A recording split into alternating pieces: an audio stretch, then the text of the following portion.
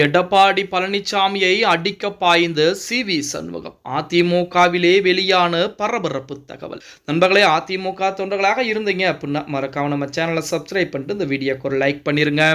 அனைத்திந்திய அண்ணா திராவிட முன்னேற்ற கழகத்தை பொறுத்த வரைக்கும் எடப்பாடி பழனிசாமி பொறுப்பேற்ற பின்பு அனைத்து தேர்தல்களிலுமே தோல்வி அப்படிங்கிற பிம்பம் என்பது நம்ம அனைவருக்கும் தெரியும்.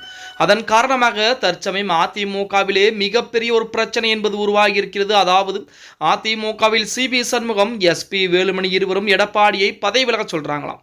அதன் அடிப்படையிலே நேற்று தினம் நடந்த ஆலோசனை கூட்டத்திலே சி.வி. சண்முகம் எடப்பாடி பழனிசாமியை அடிக்க பாய்ந்திருக்கிறார் அப்படிங்கிற செய்திகள் கூட தற்சமயம் இணையதளங்களிலே உலா வந்து கொண்டிருக்கிறது.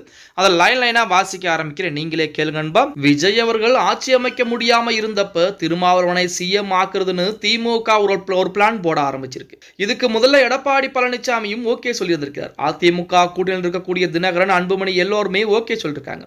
இதுக்குத்தான் நேற்று அதிமுக எம்எல்ஏ கூட்டம் நடந்திருக்கு. இதுல 47 எம்எல்ஏக்களும் கலந்திருக்காங்க.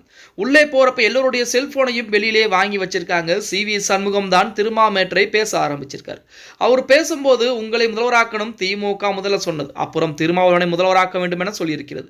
திருமாவளவருக்கு ஆதரவு எடப்பாடிக்கும் ஆதரவுன்னு ரெண்டு டோனிலே பேசிக்கிட்டு இருக்காங்க. அப்ப டக்குன்னு எடப்பாடி பழனிசாமி அதெல்லாம் முடியாது, நான் தான் முதல்வராக இருப்பேன், திருமாவை சிஎம்மாக ஏத்துக்க முடியாது, அவர் வேணும்னா துணை முதல்வராக இருக்கட்டும் அப்படின்னு சொல்லி திருமாவளவனை பற்றி எடப்பாடி பழனிசாமி பேச ஆரம்பிச்சிருக்கிறார். அப்ப எஸ்.பி. வேலுமணி, விஜயபாஸ்கர் எல்லாம் நாம் தேர்தலில் நிறைய செலவு செஞ்சிருக்கோம், பலருக்கும் கடன் எல்லாம் இருக்குது, இப்போதைக்கு நமக்கு பவர் தான் தேவை, பவர் இல்லாம நாம எதுவுமே செய்ய முடியாது, அதனால் முதல்ல ஆட்சி அமைச்சிடுவோம், முதல்வராக இருக்கட்டும், அப்புறம் என்ன ஏதுன்னு பேசிக்கலாம்னு சொல்ல ஆரம்பிச்சிருக்காங்க. ஆனால் எடப்பாடி பழனிசாமி பிடிவாதமா இருந்திருக்கிறார். இப்படியே பேசி இருக்கும் போதுதான் மெல்ல வாக்குவாதம் என்பது ஆரம்பிச்சு ஆளுக்கு பாத்தீங்கன்னா சவுண்ட் ரொம்ப பேச ஆரம்பிச்சிருக்காங்க. உடனே சி.வி. சண்முகம், எடப்பாடி, எஸ்.பி. வேலுமணி 3 பேருமே யாரால எத்தனை எம்எல்ஏக்கள் ஜெயிச்சு வந்தாங்க வைக்க முடியுதுன்னு விவாதம் பண்ண ஆரம்பிச்சிருக்காங்க.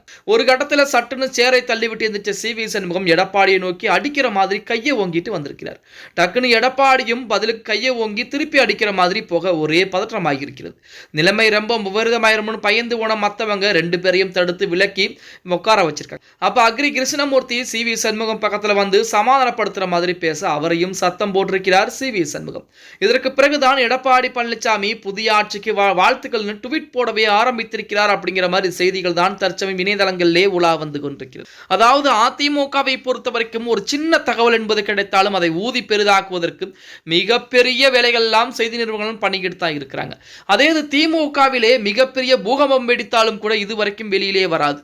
ஸ்டாலின் தோல்விக்கு நமது சேகர் பாபு தான் காரணம் என உதயநிதியும் ஸ்டாலினும் சண்டையிட்டுக் கொண்டதாக கூட செய்திகள் என்பது இருக்கிறது. இதுவரைக்கும் எந்த ஒரு மீடியாக்களும் வெளிவர கிடையாது.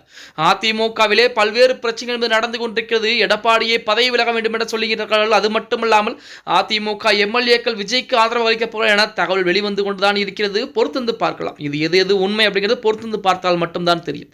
ஓகே கைஸ், வீடியோ பிடிச்சிருந்தா மறக்காம லைக் பண்ணுங்க. நம்ம போடக்கூடிய வீடியோ பத்தின கருத்துக்களை கீழே மறக்காம கமெண்ட் பாக்ஸ்ல பதிவு நண்பா.